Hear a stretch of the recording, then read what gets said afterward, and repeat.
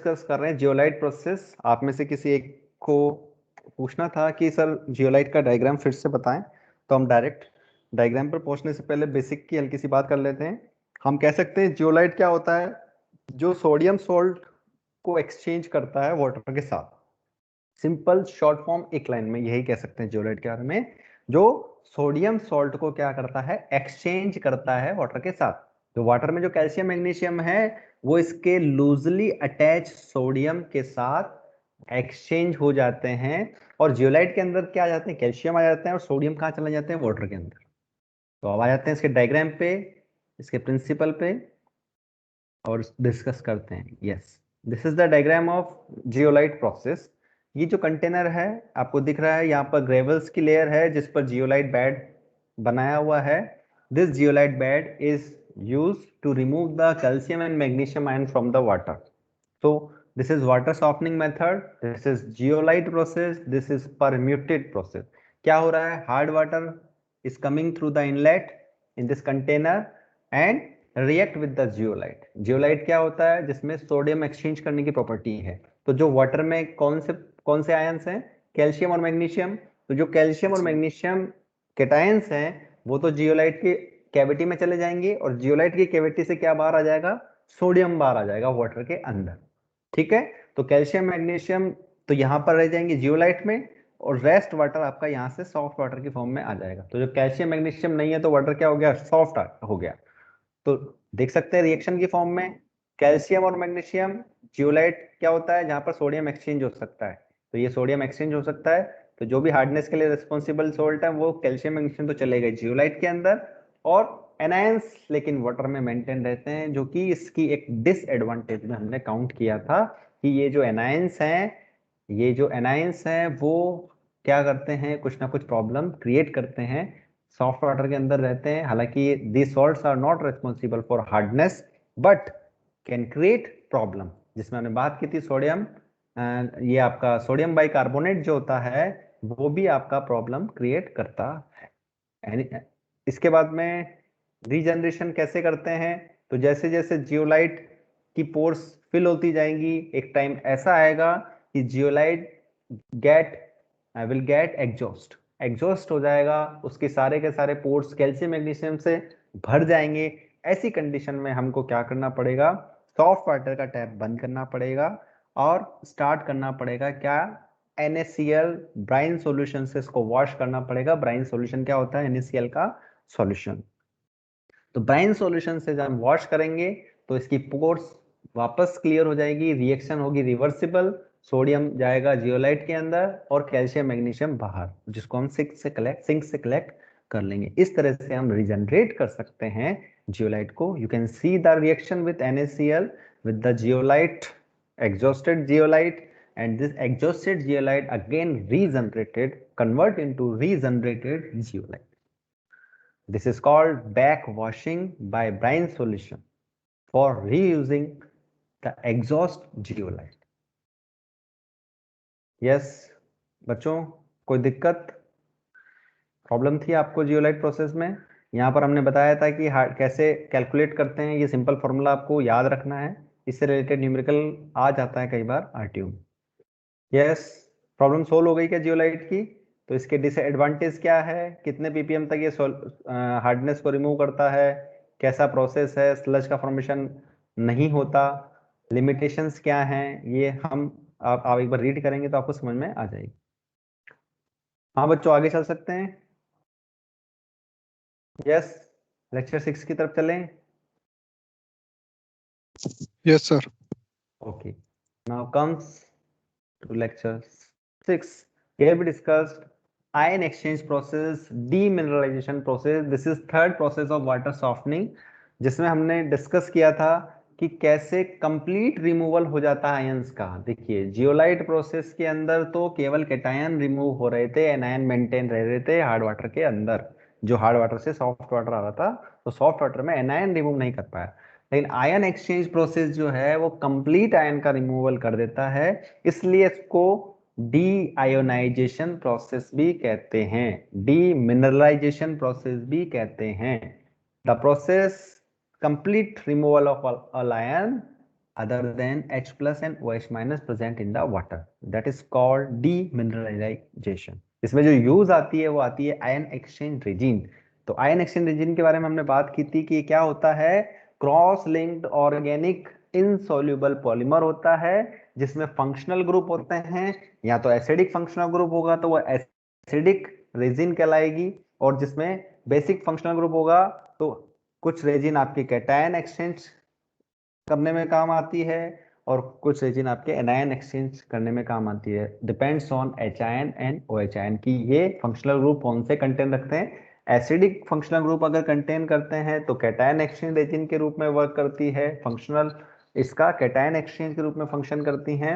और अगर basic OH functional group रखते हैं तो एनायन एक्सचेंजर या एनायन एक्सचेंज रेजिन के रूप में फंक्शन करती है रेजिन। तो जिसके एग्जाम्पल हमने बताए थे कि एसिड फंक्शनल ग्रुप में कौन कौन से एसिडिक ग्रुप वाले याद रखते हैं, इस स्ट्रक्चर को आपको याद रखना है। क्लियर। उसके बाद एनायन एक्सचेंज रेजिन में कौन कौन से फंक्शनल ग्रुप आए थे उसको याद रखना है, किस तरह से वो एक्सचेंज करते हैं एनायंस, उनके फॉर्मूला, उनका प्रिंसिपल, ये हमने यहाँ पर डिस्कस किया था। जो आपको रीड आउट करें, आपको यहाँ कोई दिक्कत हो तो आप पूछ सकते हैं। तो इसी तरह डायग्राम आपका बिल्कुल जियोलाइट वाला है, यहाँ तक जियोलाइट प्रोसेस में जियोलाइट बेड को हटा के कैटायन एक्सचेंज रेजिन का बेड लगा दो, यहाँ पर HCl भर दो NaCl की जगह, और इधर NaOH भर दो। और यहाँ से जैसे ही वाटर हार्ड वाटर सप्लाई होगा तो क्या होगा, हार्ड वाटर में क्या होंगे, कैल्शियम और मैग्नीशियम किस हार्डनेस के लिए रिस्पॉन्सिबल सॉल्ट्स होंगे। वो कैटायन क्या करेगा, कैल्शियम मैग्नीशियम को ले लेगा और H प्लस को वाटर में भेज देगा। तो कैल्शियम मैग्नीशियम तो रेजिन में चले गए और H प्लस वाटर में आ गया, तो जो हमारा वाटर था हार्ड वाटर उसकी एसिडिटी बढ़ गई, तो हम यहाँ कहेंगे वाटर कंटेनिंग H प्लस, या यहाँ पर लिख सकते हैं एसिडिक वाटर।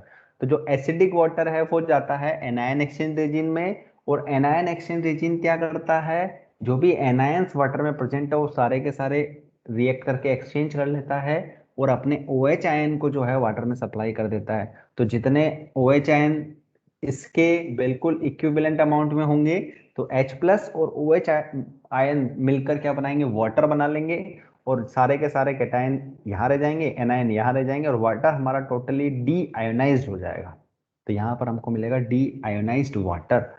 तो यहाँ पर जो भी जब जब रेजिन एग्जॉस्ट हो जाएगी तो वही सेम यहाँ पर इसको इसका आउटलेट बंद कर दो, इसका आउटलेट बंद कर दो, इनलेट बंद कर दो, और यहाँ पे इसका इनलेट बंद कर दो, और इसको HCl से वॉश कर लो, इसको कंसंट्रेट NaOH से वॉश कर लो। इस तरह से हम इसको रीजनरेट कर सकते हैं आयन एक्सचेंज रेजिन।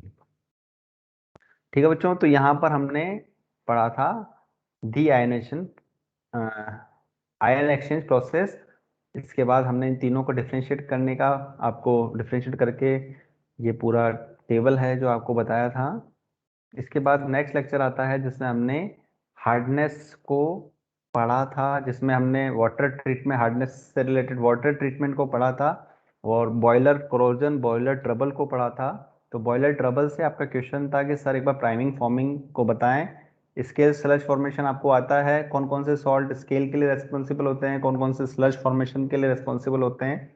हम डिस्कस करते हैं फिर से corrosion, caustic embrittlement, priming, forming and carryover. Yes, main boiler problems are here: scale slash formation, caustic embrittlement, boiler corrosion, carryover, forming, priming. ये सभी के सभी बॉयलर की प्रॉब्लम्स होती हैं। डिस्कस करते हैं स्केल स्लज फॉर्मेशन, आपको सबको आता है स्केल क्या होते हैं, स्लज क्या होते हैं। इसके बाद बात करते हैं प्राइमिंग की। यहाँ पर ब्लो डाउन ऑपरेशन को आप एक बार अच्छे से समझ लेना, क्योंकि ये इंटरनल ट्रीटमेंट में सबसे ज्यादा काम आता है ब्लो डाउन ऑपरेशन। यस, आ जाते हैं प्राइमिंग। देखो सिंपल डेफिनेशन है प्राइमिंग की। देखिए बॉयलर है और बॉयलर में क्या फीड हो रहा है, वाटर। जब बॉयलर में वाटर फीड होगा तो वाटर क्या करेगा, इवोपरेट करेगा, स्टीम बनाएगा वाटर से। तो जो स्टीम बनेगी, अगर उसमें इतना प्रेशर हो कि वो स्टीम अपने साथ में क्या करे, लिक्विड वाटर को भी कैरी कर ले, तो वो स्टीम स्टीम ना होकर क्या हो जाएगी, वेट स्टीम हो जाएगी।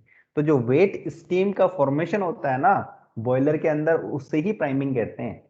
कि स्टीम होता ही है, उसमें तो सॉल्ट नहीं हो सकते ना लेकिन वेट स्टीम होगी तो वेट स्टीम में क्या हो सकते हैं, सॉल्ट हो सकते हैं, और वो सॉल्ट हार्डनेस के लिए रेस्पॉन्सिबल हो सकते हैं। तो वो जो सॉल्ट हैं वो क्या करेंगे, अपर पार्ट में जाके बॉयलर में ट्रबल्स क्लियर स्टार्ट कर सकते हैं, कोरोजन स्टार्ट कर सकते हैं, और डिफरेंट टाइप की प्रॉब्लम्स क्रिएट कर सकते हैं।